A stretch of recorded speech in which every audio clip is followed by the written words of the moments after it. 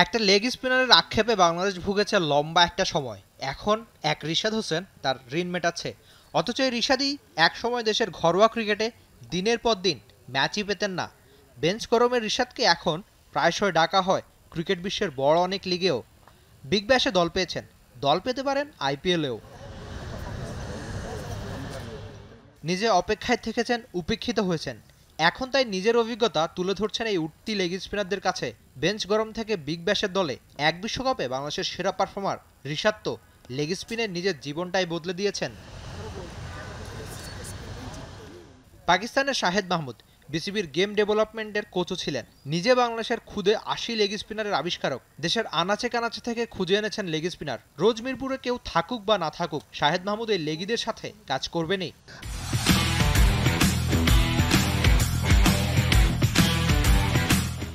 I'm working in Bangladesh. I've been selected 80 players.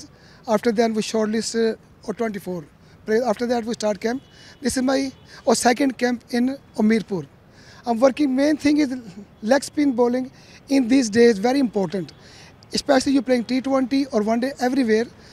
If he spin the ball, he's a game changer. We have very good leg spinner in my camp. Future, Rishad is one of the role model for them.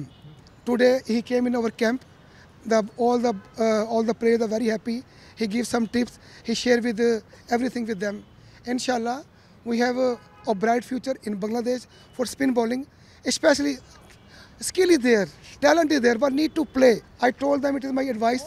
If they're playing under 17, under 18, or everywhere, they need to play. Don't bother you winning or losing. Inshallah, a result will come as soon as possible.